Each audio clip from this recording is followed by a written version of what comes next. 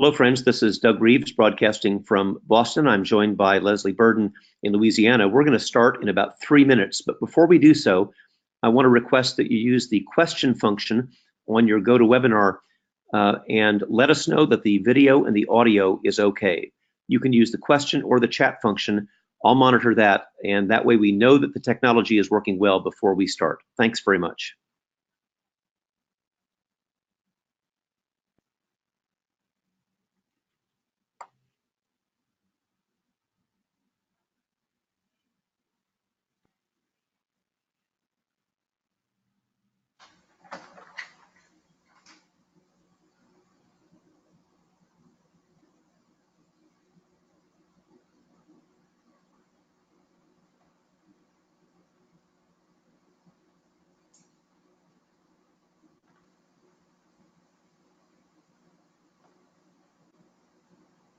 Thanks very much. It looks like we've got good video and good audio. Thank you very much for that. And you can use that question function throughout the webinar to let us know what your questions are. We'll start the broadcast in just 2 minutes.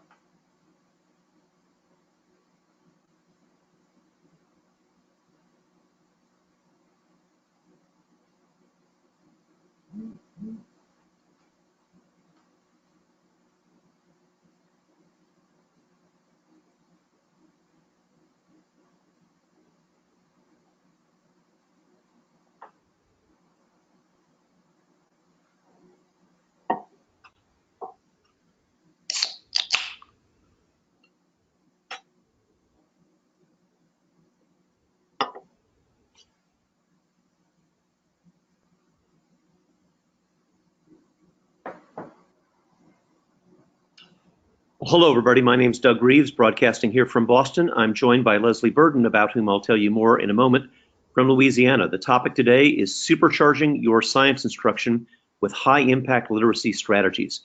Let me tell you a little bit about our guest speaker before we get underway. And I just want to tell you, throughout the broadcast, you're welcome to ask questions. You can use the question function on your internet, but you can also text me directly. I realize we have some people who are not using a computer but are simply on your telephone. And if that's the case for you, get ready, as long as you're not driving, to write down this number. And that number is 1-781-710-9633. That's 781-710-9633. If you're not on a computer and you only have a cell phone, you can still ask questions by texting to me directly, and I'll make sure that Ms. Burden gets those questions. Let me tell you a little bit about our guest speaker first. Ms. Leslie Burden is an award-winning National Board certified educator with over 25 years of experience, which includes both rural and urban settings. She holds a Bachelor of Arts in microbiology with a minor in chemistry, as well as a Master of Arts with an emphasis in science education from the University of Texas. Ms. Burden advocates at the school, district, and state level to help write and implement standards and curriculum as a district lead science teacher and a state science teacher leader advisor for the Louisiana Department of Education. She has presented throughout the United States on various topics related to science inquiry and literacy, response to intervention, effective data analysis, professional learning communities, instructional coaching and mentoring, and school improvement for such organizations as the National Science Teachers Association. She has recently written a national blog article for the Achieve the Core website called Welding Literacy into Scientific Instruction. Her greatest joy of education is to teach students to see the vitality in themselves. Dr. Burden, Ms. Burden rather brings extraordinary background in education, and Leslie, we are so pleased to have you join us this afternoon. Thanks for taking your time. I am so glad to be here, and I'm so glad that you are able to join our webinar today. So this is going to be a very interactive discussion about literacy connections in science. Please feel free to dialogue in the chat box at any time. We will stop and reflect during this webinar. When you see reflect and stop, and at that time we'll talk about any key points and questions. Your input is very welcome because we can learn together. So let's start talking about our objectives. We're going to connect literacy strategies with the three-dimensional learning, next generation science standards. We're going to reflect on the use of anchor text in science. We're going to develop an understanding about how a foundational reading activity is used for scaffolding. So let's first begin with the central question: how does literacy connect to the next generation science standards? We know that there's a three-dimensional learning. The first dimensional is practices, or science and engineering practices. This describes the behaviors that science engages there as they investigate and build models and theories about the natural world, and key sets of engineering practices that engineers use as they design models and systems.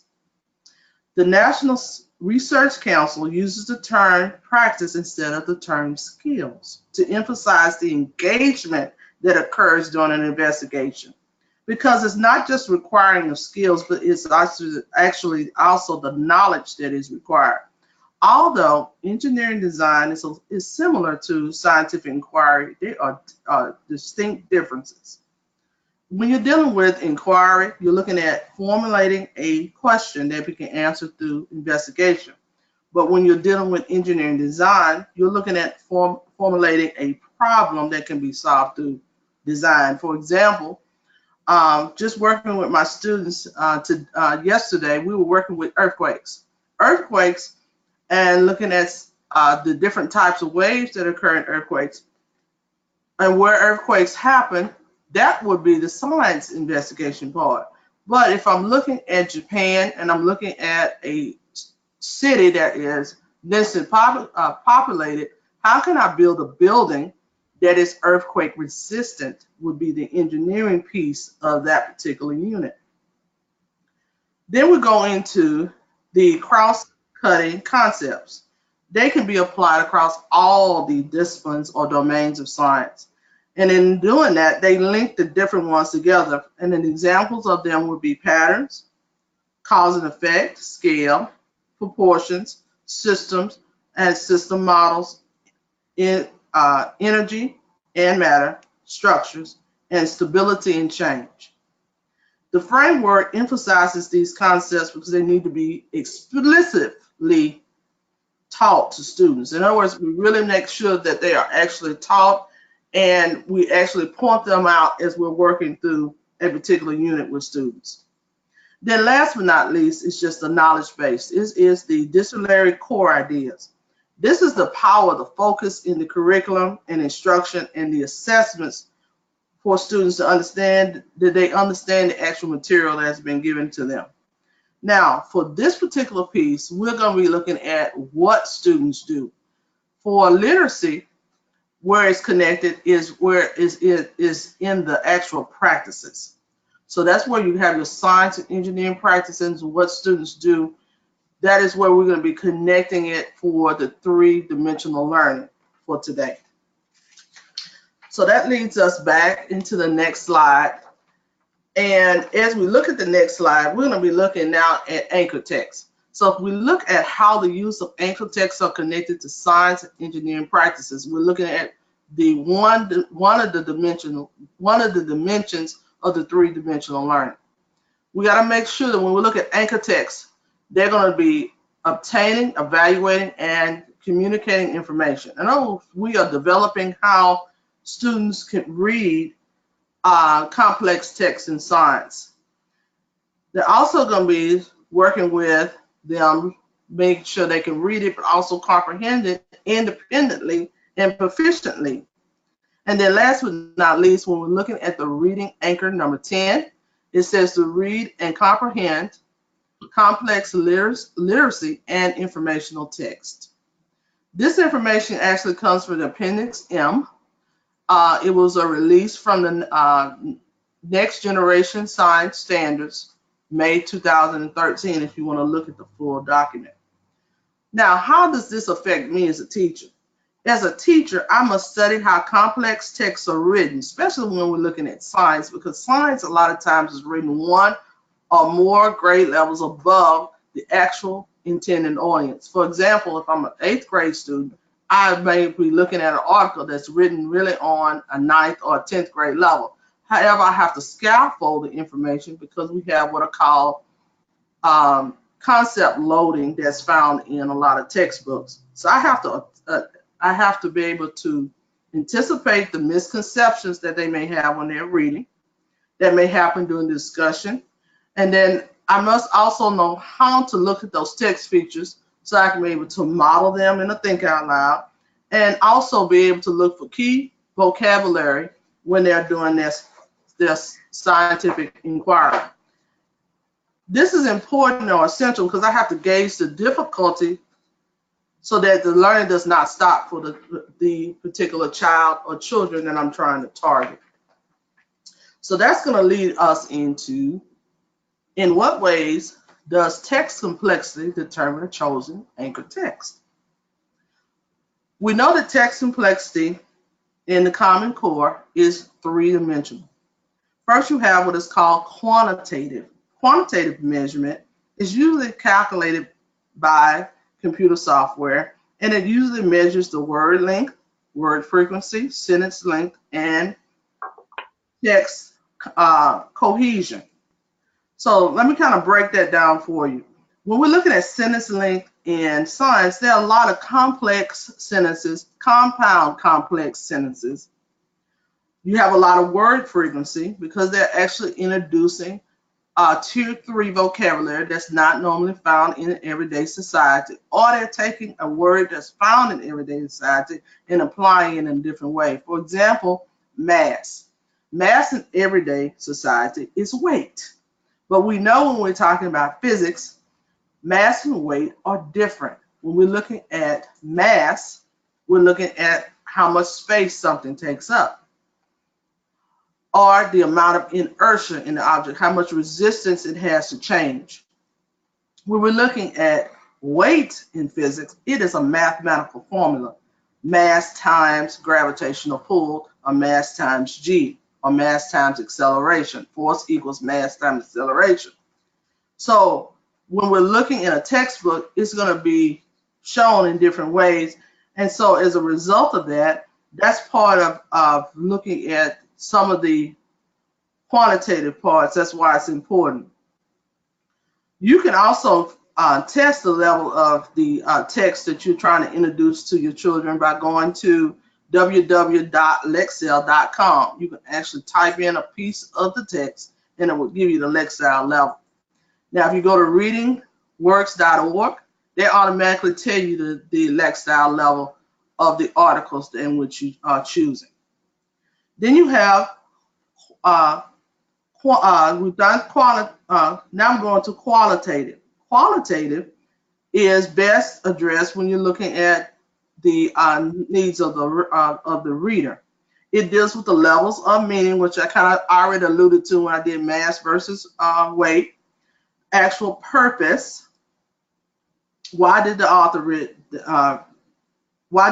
write this? So let me go back. When we're dealing with the levels of meaning, you're talking about literacy text, okay? Which for us, that's science fiction. And I always try to bring in a science fiction anchor text, which I kind of will talk about later on during this webinar.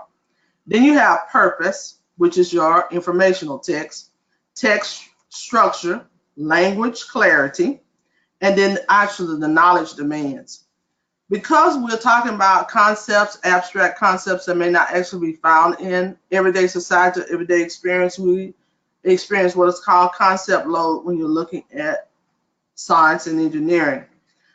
When I was looking at them and actually going through and looking at the patterns and trends of the writing, I realized that a lot of the complex texts were heavy. So let me explain what I mean by concept loading. Concept loading is where you have several relationships and images within a paragraph or a section. When that happens, the author tends to be very explicit by giving graphs, diagrams, charts, and tables to describe what was written in the text. If I, as a teacher, don't explicitly teach how to look at graphs, charts, and diagrams, students tend to miss some of the key ideas, especially if they're English as second language students or they are struggling readers. This is where your academic vocabulary is emphasized using context clues, like cause and effect, direct definition. So this is where my ELA counterparts had to help me to understand how to teach those context clues to my students.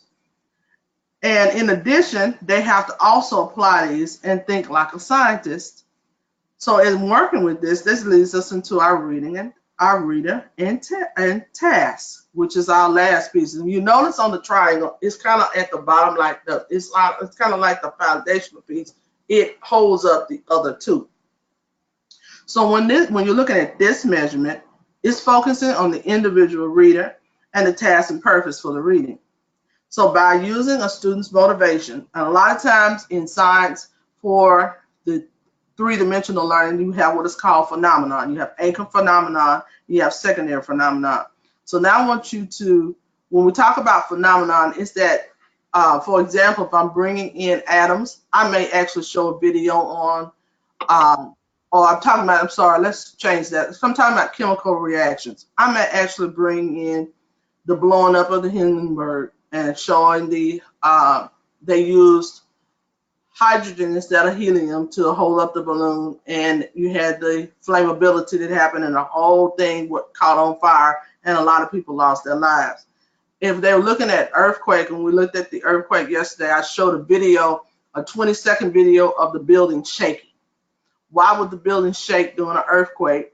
And that's our phenomenon, and that's what we're building on for the rest of the unit. So that's going to tie in what type of anchor text I use to get using the student's motivation, knowledge, and experience. The complexity of the task. So I'll remember when we're looking at the different types of reading, we have to make sure that we talk about what type of text features or visual features are there, and also the academic vocabulary.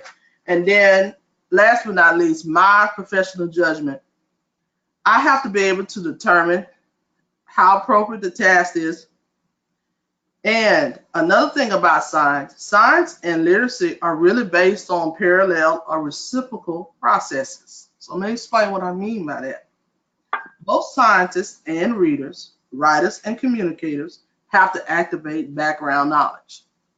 Me as a scientist, I have to make sure I have background knowledge to fully understand what text I'm looking at. I also have to observe the text. I have to ask questions. I have to search for information. I have to note details. I have to do comparing and contrast. I have to sequence events. I have to distinguish between fact and opinion. And I have to make inferences and predictions.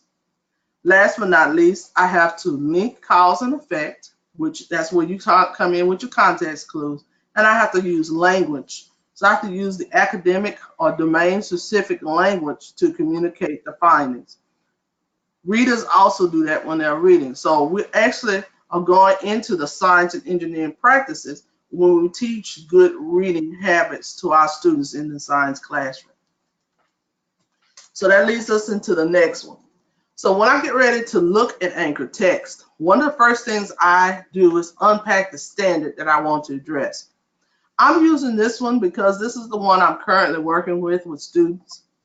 So it tells me they have to be able to demonstrate an understanding. This is their performance task. When we have gotten through the unit, this is what they have to be able to do. Construct an explanation based on evidence for how geoscience processes have changed the Earth's surface at various times and spatial scales. So the example I'm going to use is the rock cycle. So if we look through this, it gives an emphasis on tectonic plates, continental drift, where it says slow plate movement. It also talks about the uplift of large mountain ranges. So we're starting talking about divergent, convergent, and transform faults. Then it talks about small, which is the rapid land slides or even microscopic geological reactions. Then it talks about how many geological processes happen, such as earthquakes, volcanoes, and meteor impacts. So when I'm looking at these particular things, I know I need to bring in the rock cycle because it is something that actually shapes the local geological features, and it's something they need to know about before we can actually go into some of these other key concepts. So I found that anchor text can create a sense of purpose and direction for a unit. And the way it does that is that it promotes connection. So we started off with rock cycles. I'm going to actually show you the different anchor texts that I use for that. And right now we've done continental drift and seafloor spreading. And so toward this, you'll see some of the vocabulary posters I use to guide the thinking with the connections there as well. And right now we're going into earthquakes. And so they're going to do a cold read when I get back. And then we're going to look at the different questions. And as they read, they will generate some questions that they want to be answered by the text or by additional research that they're going to do when they get into their jigsaw groups, which I'm going to kind of talk about how we're doing anchor text will actually generate more of the scientific inquiry that we're talking about when it comes to the actual reading for research. Now, when I'm aligning or promoting concepts between the dictionary core ideas, which is dimension 1, and dimension 3, when I'm talking about science and engineering practices, when I'm aligning in such an explicit way, students are better able to grasp what's being taught and what they are to learn. Another advantage of having anchor text is that it bridges the gaps for struggling readers by aiding with comprehension difficulties. And I'm going to explain what I mean by that because that deals with the foundational reading activity that I'm going to kind of bring out in the webinar toward the end. When I realized the benefits, I did experience some difficulties in locating text. So I had to determine what components were important. So when I got ready to start looking for text, Science News is one that's actually created for middle school students and high school students.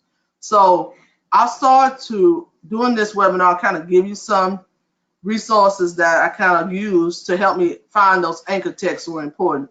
Yes, you can still use the science textbook, but what I found out is that I want my students to annotate, which I kind of would talk about the importance of annotation as well. So I would actually enlarge the text that I want them to use and actually make copies where they can write on the text themselves and then place them inside their interactive notebooks. So in planning, I found that identifying both expository, informational, and literacy text based on the type of thinking I needed them to process. So we go back and we look at this particular standard. It says to construct. So what do they mean by construct? If you go through the whole document, toward the bottom of the document, they kind of tell you exactly what they want the students to do. So they want them to be able to analyze and evaluate how geological practices change the surface. So that's the type of thinking, on type of anchor text I would want them to be able to do. So I'm starting off with them looking at the rock cycle first. So now my emphasis now is going to be reader and text component when we look at text complexity. So I know I've covered a lot of information in those slides, so we're going to stop and reflect right now. I'm going to actually ask, are there any challenges or takeaways that you've gotten from the first couple of slides, and are there any questions you have? So Ms. Burden, there are some questions. Let me begin with this one. It says, you mentioned Lexile text. What's a good level to start with students? And it says, I have students that are on average 2 to 3 grades below grade level where they should be. I remember when we're talking about Common Core, we want to make sure that we're introducing the actual text level of the article. But there are ways that you can scaffold students to understand the text, even though it is a couple of grade levels above them. And one of the things I've used in the past is thinking out loud and peer reading, such as reciprocal teaching, which I'm kind of going to talk about in the webinar. So you want to make sure that, remember that standardized test, they're going to be at a certain lexile for the articles they're going to read for performance tasks. So you have to scaffold the development of the student, think about the level of difficulty, and scaffold it to the level of the text. So one of the things is to think out loud, and that's modeling the text for them. Sometimes I even do read out loud groups. You do core reading. You can do the pair reading, and sometimes even I break up the article in chunks. So one group reads one paragraph, another group reads another paragraph, and then actually talk about what they have gotten from it in the article in the jigsaw, so they become experts. So a lot of times, if you feel that the article is too difficult to read as a whole, there are some strategies you can use to break it down. Thank you. The next question is, are there resources you recommend for anchor texts? Yes, there are a lot of them out there. One is called Reeves, Works.org. Another one that's out there is Science News. You actually type in Science News, it will come up, and it has a lot of good articles. The Time for Kids is also a very good one. National Geographic also has some very good resources for informational text and some literacy text based, or some science fiction based on science concepts. And the last question before we go on is that you made several references to the similarity between the demands of the ELA requirements and science requirements. Have you had experience in joint activities that include both ELA and science? Yes, I have. I had the pleasure of working with ELA teachers, and one of the things we came up with was the impact of science through invention, people, and literacy or text. One piece of it, if we look at the invention part, that's going to be that's a typical science fair project where they're actually just doing different products and actually just presenting it. Then the other piece that we did was people. People was the science fiction text where they actually had to write a report, and the ELA looked at the technical piece of it, and I looked at the content and knowledge piece, and then they developed a display board to actually talk about their research findings in a forum. So yes, and then that was our end product, but throughout the year, the ELA and science, we actually worked together. I always talk to the ELA about key things that she's doing in her classroom. For example, how she organizes her essays. She used the 4-square model, so I designed a lab report with the 4-square model. So it's very important to have those collaborative discussions with your ELA. And then eventually we also brought in social studies. So we all of us end up using key literacy strategies that were aligned. Thank you very much. Okay, so let's talk about our quote. It says the inquiry approach to informational science text helps students to question, be critical about text rather than to always defer to the text or use text simply for finding answers. Also, the way this works too is that as they are reading through it, they are actually coming up with answers and questions on their own. So I'm going to actually show you that piece where you put that inquiry or questioning in the classroom when it comes to complex text. So let's close it out for informational. It helps them to read like a scientist, because again, as we look at a informational text, they have to compare and contrast. They have to read for details. They have to ask questions.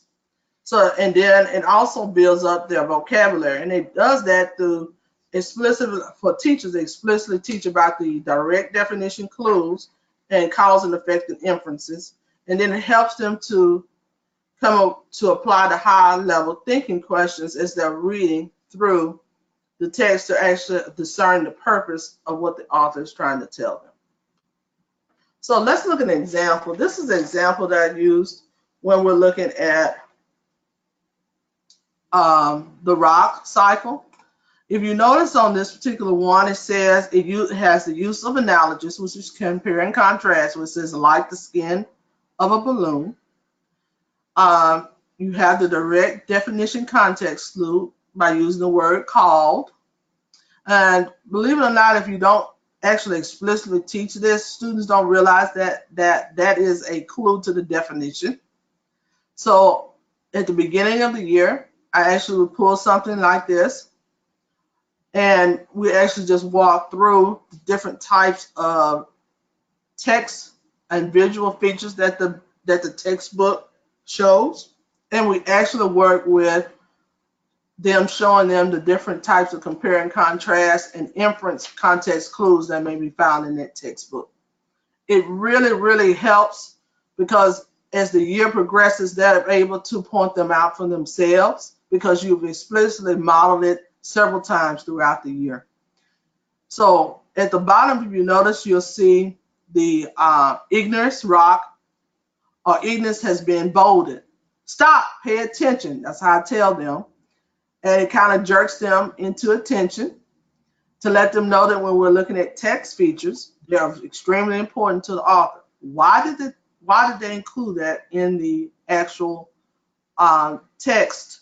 And I will kind of emphasize that till the end of this webinar, but that is one of the reasons why we want to make sure we have an informational text and we pull it out of the textbook and let them actually have a written dialogue with the text through annotation notes.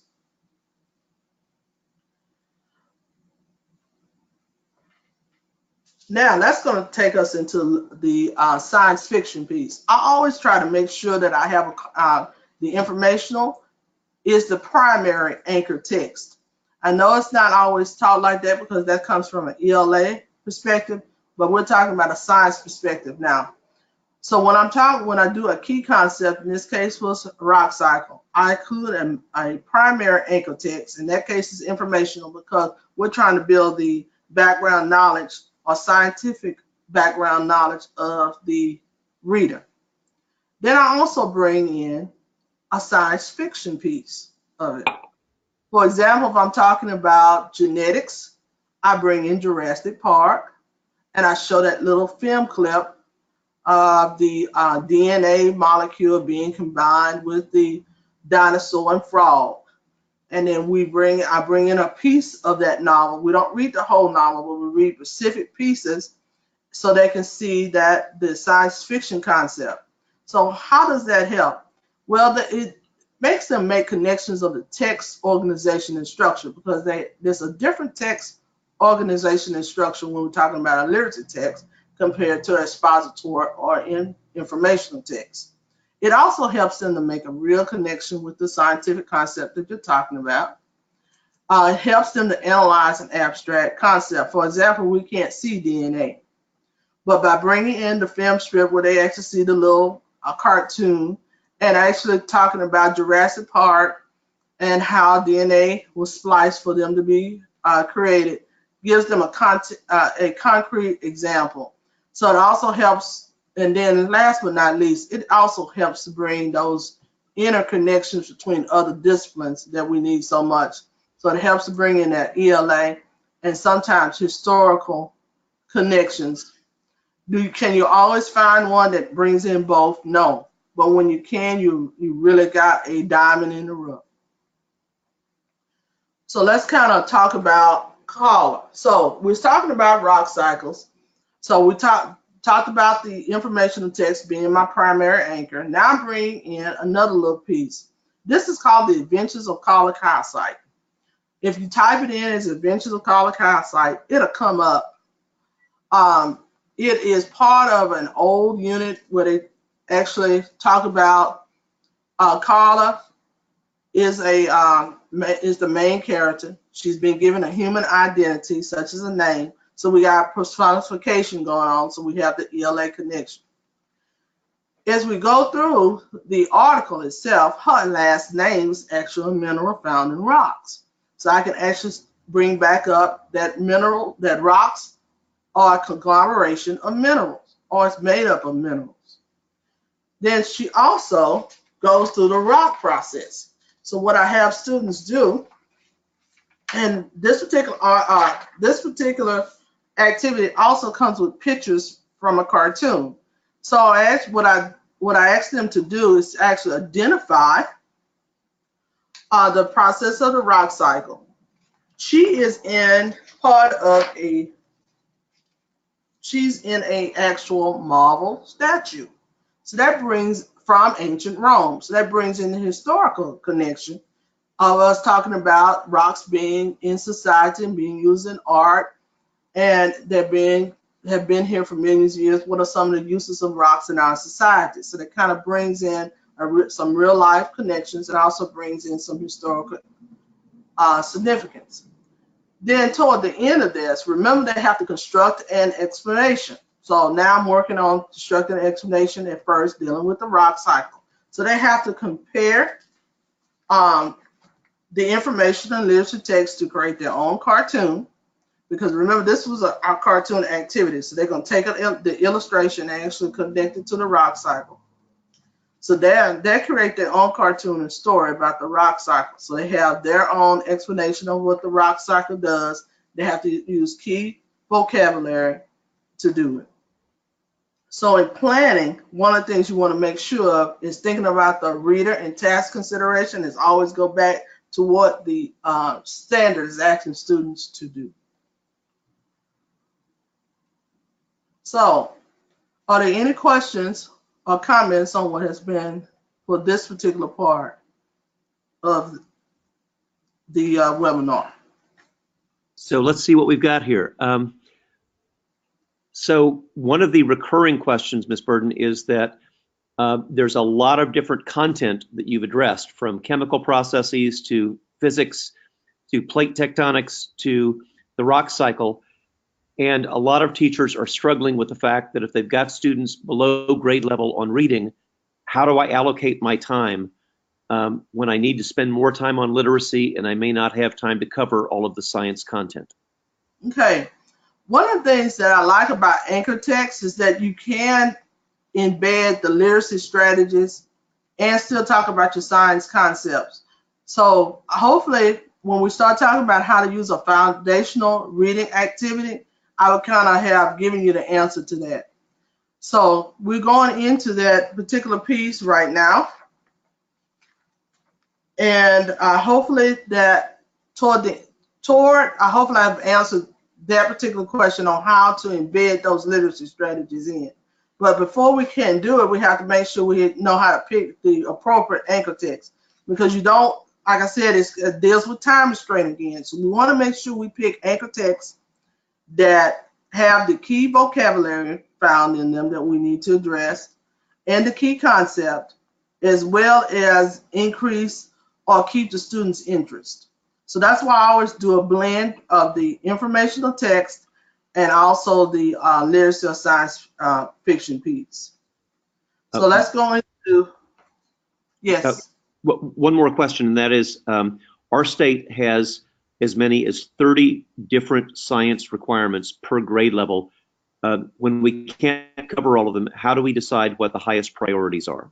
Okay, so you know how you have what are called primary standards. They usually I tell teachers to identify the primary ones. Certain ones of those requirements can be rolled into one standard. Or for example, let me kind of,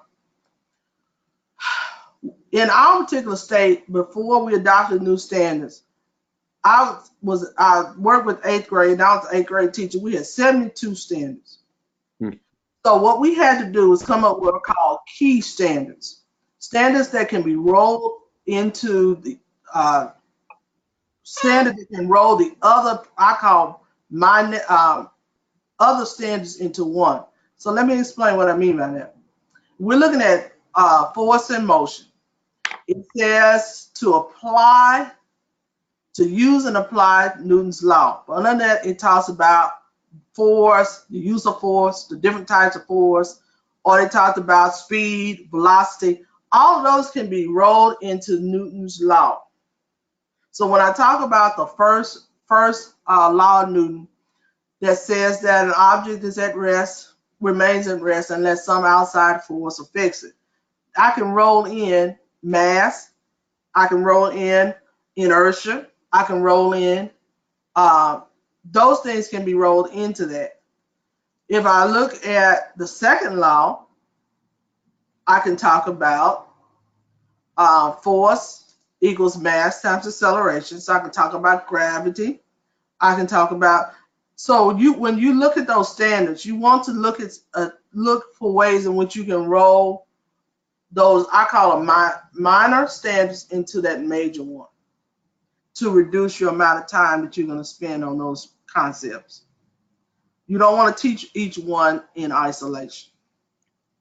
Thank you. I hope I kind of helped with that one. Thank you. Okay, so we're looking at science texts offer numerous opportunities to expand student vocabulary, which is very important when you're working with at-risk, struggling readers and students in poverty, because they start off with a limited vocabulary from kindergarten. So they're already struggling as they're going through the school feeder grade levels. So it's very important to understand the relationship of vocabulary knowledge and reader achievement. So let's go into, hopefully this will answer the question that keeps coming up about teaching literacy and science. How do you use a foundational reading activity that connects to the science and engineering standards? One, they're going to ask questions of each other about the text read. It's going to support the analysis. So when we talk about the analysis, this is when you talk about those embedded literacy strategies. And a lot of times I start at the beginning of the year and we create an interactive notebook. And in that interactive notebook, we start emphasizing those embedded literacy strategies like the context clues, questioning stems, those kind of things, because they got to read closely. Remember, to think like a scientist and an engineer, they use details, they ask questions, they do link cause and effect. So reading closely to determine what the text is explicitly saying and to make logical inferences from it. To cite textual evidence when writing and speaking to support conclusions drawn from the text. That's why it's very important to choose anchored text in which students can develop their knowledge level, and also to include a science fiction piece so they can make those inferences from it. So if I just include only the informational text and not some type of real life or concrete example, they can't make logical inferences from what was being presented. And so we got to get our instructional level up when it comes to reading, because according to the new standards, we're now also reading teachers and science teachers as well. So when you're reading to explore text and firsthand investigation and discussion, you want to help them. It helps the students to acquire the reading strategies even better than just direct instruction. So that's why I said that I worked real closely with my ELA colleagues in the building, and I didn't come to realize this until I had So I worked with a very heavy ESL population when I was in Dallas, Texas. I had about 75% of my students were English as second language learners. And so they really struggled with the reading of the technical and scientific text. I realized that they didn't know what they were reading, then that they could not comprehend or understand the scientific knowledge. So I started working with the ESL specialists in the building and the English and my ELA colleague as well. And we came up with some aligned literacy strategies that were introduced across the board that kind of helped with this particular issue with them. When they got to reading in my class, it became almost seamless for them. But it's just like riding a bicycle. When you first learn how to ride a bike, you got to have training wheels on it. So same with students. They're not going to get this the first 2 or 3 times we introduce it. We must continue to introduce it and continue to introduce it and continue to introduce it. So as we come up with these protocols, we want to make sure it's a protocol that we understand to use, as well as something that they can comprehend throughout the year. So this is one of the ones that I look for when I'm looking at a foundational text. It has to incorporate the thinking skills for comprehension, which we kind of talked about. Thinking like a scientist. Remember, literacy and science have parallel or reciprocal processes. It allows for the dialogue between me and the student and student to student. And then it has to be reflective in nature. In other words, they have to reflect about what they have read or what they're doing. Because remember, we're talking about science and engineering practices. What students do is what we're emphasizing when we're talking about literacy within the 3-dimensional model. So one of the first things that I did was come up with a actual graphic organizer to use. Now, this graphic organizer comes from reciprocal teaching. Reciprocal teaching works with, the way it's developed is that it worked with special needs students as well as ESL. They each student has a role that they do in the group. But I kind of modified mine, so I'm going to talk about what I did. I know that, for example, when I'm dealing with informational text, it is often unfamiliar content that focuses on relationships between the text structures that most students are unprepared to read and understand. So if you notice on question, I wonder if the text will be able to answer. So what in my interactive notebooks that I give students, they have reference pages. One of the reference pages deals with the depth of knowledge question stems. So as they're reading through the text, they actually write down questions that they think is going to answer the text based on the title. Then as they're reading through the text, they write some more questions, and then they look to see if their question could be answered within the article themselves. This is the inquiry part that you can actually implement when they're reading. And if you notice, it says text evidence for a given answer if possible. Then I realized my students were not doing predictions as they should. So the first thing I have them look at is the headings or subheadings or any other text features they see. And then they make a prediction on what they think that section is about based on keywords. And then if you notice on the side, I have them write down what text feature they use. So as I model and look, we're able then to start looking at what purpose that the author gave for this instructional text. So I have to also, again, I'm talking about the beginning of the year, I kind of front load and start talking to them about what description is, sequence, cause and effect, problem solution, and causative. I also work with the social studies teacher in this, because the social studies teacher also has a lot of information text he has to cover. So both she and I, or whoever I'm partnering with, we begin to work on how we're going to actually facilitate the teaching or modeling of these different structures to our students.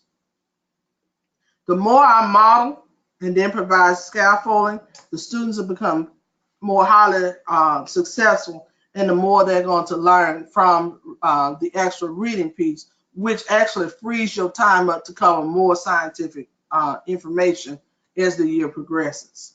So that's how I kind of deal with my time. When we're dealing with reciprocal teaching, it deals with 4 strategies. You got the clarifying, which is clarifying the key vocabulary, questioning, predicting, and summarizing.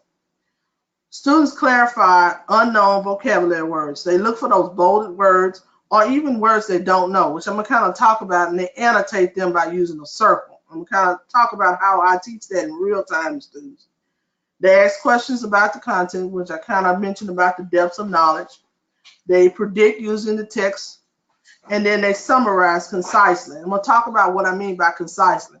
When they're looking at those headings and subheadings, or even the divisions of paragraphs, I make them read and then summarize what that paragraph's about. So they do that within the article. Then they choose the ones that are most important for their summarization. So and then one of the questions that has come up in the past, how do I model these? Well, I model them over a period of 4 weeks. I denote about 15 minutes a day because I'm also teaching scientific content now. Usually during this time, I'm teaching about the scientific method, those kind of things. And I use the same text. So I take the same text that I've already looked at before. I don't change text because if I change text, it takes time for the brain to process what the new information. So what I do is I use the same one and I just model it over a period of 15 minutes. So our day is usually 50 minutes each. So I take about 15 minutes to model this particular foundational strategy that I'm going to use for the rest of the year. One other thing that I changed with the reading reciprocal teaching, one student does not like to read the whole article. So what I've done is that even though this model uses completed by one, I create a rotation where students take turns and then they annotate the text together. So I model, they read, and then they annotate. So why would this work? Well, it encourages them to think about their own processes as they're working through this graphic organizer. It keeps them actively involved and monitors their own comprehension. And it teaches them to ask questions during reading, which makes it more digestible for them and more comprehensive, it generates more understanding because what they realize is that I have that question, someone else has that question. And then if the question is not answered in the group, then I can address it as a whole class so I can have it in real-time context for them. So let me go into, this is just some of the pictures of them actually working on an article. If you notice in the second picture, you'll see the depths of knowledge question stems I was referring to that goes into their interactive notebook. Then you see the full graphic organizer, and you also see those sticky notes. She has a pink sticky note. The pink sticky note lets me know they may put down a note on it that they don't understand something. So I may not be exactly at their table. So when I come back to the table, I pick up the pink note or the sticky note, and then I address it for the group. If I feel it's something that I may have seen that particular point on several tables, then I'll stop the class and we call it a stop, listen, learn, and then I actually address the whole class. So and if you notice on the next one, on the second one, you see the annotation guidelines as well. So here in the first picture, the young man in black is the one that's doing the reading. And they're actually just paying attention to what's being read, and then they're going to read it again to annotate, which really helps them because they've seen it twice. Remember, when you're doing a closed read, it is repetition. You read with a purpose. So the first time they're just reading, the second time they read for annotation, the third time they may actually look at it for unknown words. So I'm going to stop and reflect again, see if we have any questions or comments. Just a second, Ms. Burden, I'm checking. Would you be willing to share your annotation guide?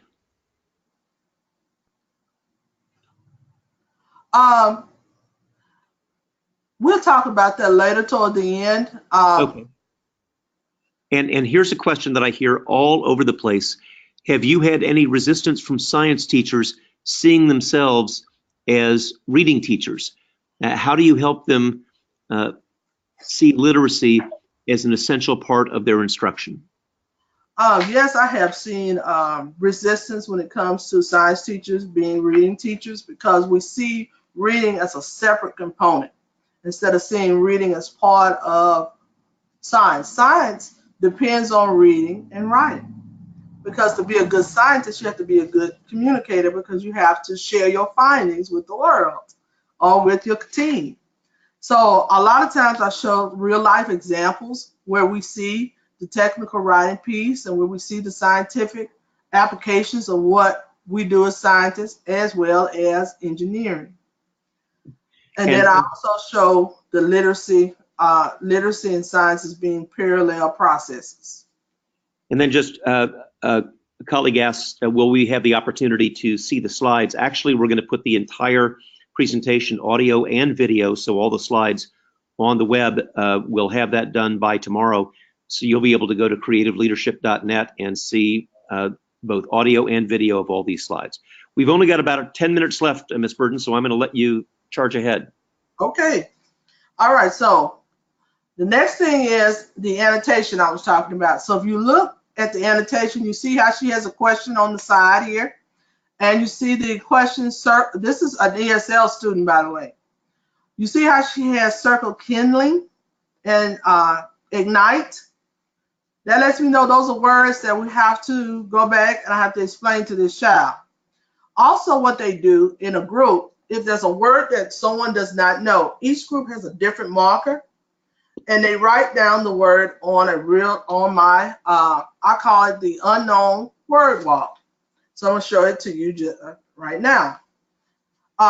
Then you see the clarification piece in the graphic organizer. But if you notice, you have the unknown word wall. So if you notice, you have seafloor spreading, you have plate boundary, and you have the journey to the center earth, which dealt with the earth layers.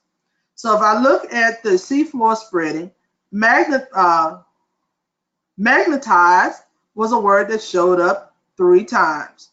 Trenches was another word that showed up. So as I'm working through the unit, I make sure I emphasize real life application words and examples of the words they didn't know. Buoyancy was one that showed up with the plate boundary. And seismic was a word that showed up when they read the journey to the earth. So this is how I teach the vocabulary in real life context. So this is a real, just simple way of finding out what students know, what they don't know, and teaching the actual tier 3 words that we know come with the unit, but also addressing some words that were also unknown. So I'm actually expanding their vocabulary knowledge, which deals with reading achievement. So I'm going to stop and reflect and kind of share this one with you. When we're dealing with class discussion, reading, and read aloud opportunities, we increase the students' skills in using vocabulary to describe and understand science concepts. And that's why these particular posters are very important to scaffold those scientific reading habits. So the last piece that I want to kind of bring up is dealing with text features. So we're dealing with text features. It is producing a sense of the process of argument for advancing new ideas. We have to analyze the purpose by the explanation, describing the process, or the discussing an experiment. Why is that text feature there? A lot of times students don't realize that graphs and data tables are text features or visual features to understand the purpose. So they can kind of get to assess the point of view of purpose for why that text was designed or shaped or organized that way. Because lab reports or technical reports are organized in a particular way. Scientific articles are organized in a particular way. And they usually do it around your visual and text features. So if I emphasize to kind of teach those to students, then they're able to understand better what they're reading and comprehend the abstract concepts. So I'm kind of talk about the reasons why. Make the information easier to understand. They can kind of infer the author's purpose. They clearly support the text context through the chosen features. So if I'm looking at caption, then caption, it gives me an explanation of why the picture is there. Or I'm looking at a legend on a map, that's a text feature. That legend there is to help me with symbols found on the map. But if I don't explicitly teach that to students, then they don't realize why those text features are there. It also helps the struggling reader to identify what really is important in that scientific content for that particular section. So let me give you an example. So if you notice, I have the text, the task says you're going to read two descriptions of the Earth's interior structure and summarize what you notice about similarities and differences. So I kind of emphasize what I'm looking for this. Then I've given them some guiding questions that they can kind of build upon. But at the bottom, if you notice, you have two distinctly different types of, you have a picture and a caption. The one comes from the United States Geological Society, which is an excellent place to get articles. Another one comes from Iris, which is another good place to get articles from. But you have to scaffold them because some of them are, can be some difficulty for students, or you just might want to chunk some different pieces out of it and have them read the whole article, which I do a lot of times. So this has been chunked out, and one deals with just talking about the layers, and one deals with the P and S waves when you deal with earthquakes and exploring it through seismology, which I know the students have trouble with seismic waves. So this is one of the ones I made sure that I broke down the word into its Greek and Latin parts for them, because they showed me on the unknown word map that seismic was a trouble vocabulary word for them.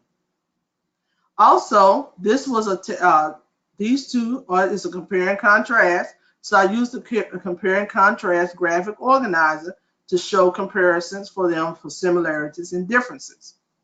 I also made sure I emphasized the scientific knowledge. So this is how you start cutting down the time on scientific knowledge. You're still teaching the science, but you're also teaching the embedded literary strategy for them as well. Again, they learn when they have a reason why than just them being isolated. So, what were some of the key points and takeaways that you've gotten so far from connecting literacy to scientific instruction?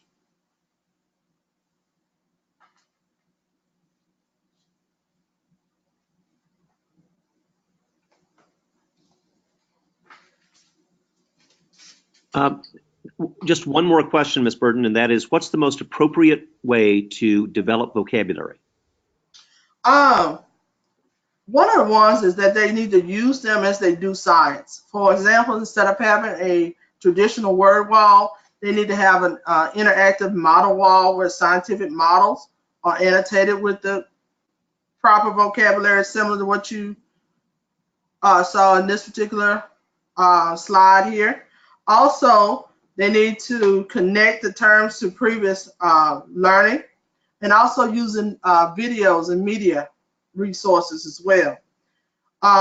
Another one is looking at using tier 2 scientific vocabulary, such as terms of evidence, analyze, predict, environment. These academic words have unique applications in science and should be taught along with the tier 3, so that you don't have that I call it double meaning interfering with your tier 3 vocabulary. A lot of times, like mass and weight, it took me a minute as a beginning teacher to realize that weight and mass are used interchangeably in everyday society, but in science, they have two distinct meanings. Then a lot of, yeah, go ahead. I'm sorry, Ms. Burton, go ahead. Then another thing is having different text options, such as journals and trade books, online resources, and fun science books. I have a reading station, I have a listening station, and I have a computer station. It's very small in my room, but I have enough where if they need to get in more information, they're able to do so.